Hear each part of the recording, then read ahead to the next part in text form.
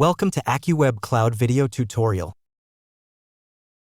Today, we will see how to automatically scale nodes horizontally in AccuWeb.Cloud.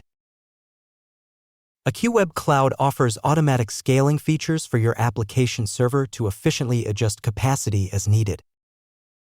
You'll need to set up triggers to control when this adjustment occurs. Our guide walks you through configuring these triggers, covering everything from accessing environment settings to finalizing trigger settings. The platform adjusts container numbers vertically and horizontally based on workload.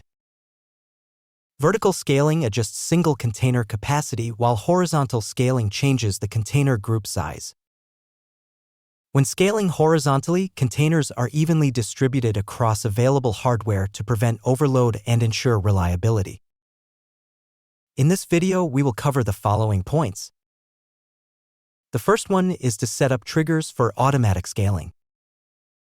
The second one is view triggers execution history. Let's see the first one, set up triggers for automatic scaling. First, log into your AccuWeb.Cloud dashboard. Select the environment where you want to automatically scale nodes horizontally. Here, we have selected the environment AccuWeb.Cloud.us-AccuWeb.Cloud as an example. Then click on the settings icon. Once you click on it, the setting window will open below. Go to the Auto Horizontal Scaling section in the Settings window and click on it. Here, you can see a list of scaling triggers configured for the current environment if you have created any previously. You can use the buttons in the tool panel to manage auto horizontal scaling for the environment. The Add button creates a new trigger, while the Edit button adjusts or modifies the existing trigger. You can use the Remove button to delete unnecessary triggers. The Refresh button is used to update the displayed list of scaling triggers.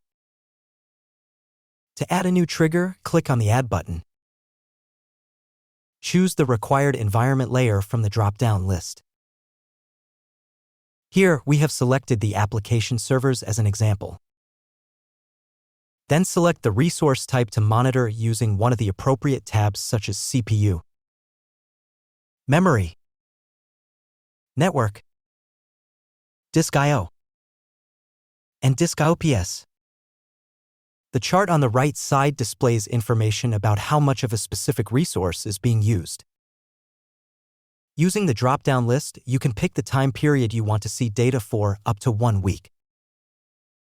If necessary, you can turn on or off the auto-refresh function for the statistics. Each trigger has conditions for adding or removing nodes, and you can enable these by checking the boxes next to the titles. Trigger to add the node. When the load is greater than that, set the upper limit in percentage for the average load.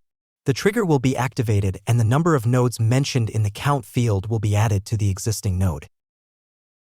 In the field for at least, set the number of minutes for which the average consumption is calculated. Up to 1 hour with a 5-minute step like 1, 5, 10, 15, etc. In the Scale Out to field, set the maximum number of nodes for the layer that can be configured for automatic horizontal scaling. In the Scale by field, set the number of nodes to be added at a time when the trigger is executed. Trigger to remove the node. When the load is less than that, the lower limit in percentage for the average load is set. The trigger will be activated and the number of node mentioned in the count field will be removed from the existing node. In the field for at least, set the number of minutes for which the average consumption is calculated. Up to 1 hour with a 5-minute step like 1, 5, 10, 15, etc. In the Scale In to field, set the minimum number of nodes for the layer that can be configured for automatic horizontal scaling. In the Scale by field, set the number of nodes to be removed at a time when the trigger is executed. If you do not want to receive an email notification about the node's addition or removal, click on the button to disable it. By default, it will be enabled automatically. Click on the Add button to add the trigger for the environment layer. Once you click on it, the trigger will be added and you can see it under the settings window. The second one is View Triggers Execution History. You can see a record of when the automatic scaling triggers were activated for a specific environment. Go to the History tab and click on it. The From Into fields allow you to select a specific time range. The list will show date and time when the trigger was activated, action taken adding or removing nodes, type of nodes the scaling affected, information about the trigger condition. The add and remove nodes triggers work independently. This means the removal condition average load less than 20% for at least 10 minutes continues checking even after adding a new node. This approach helps quickly detect sufficient average load during the specified interval. That's all. Thank you for watching. Subscribe to our channel for more interesting videos. Click on the thumb to like our video. Don't forget to click on bell icon to get notification of new videos.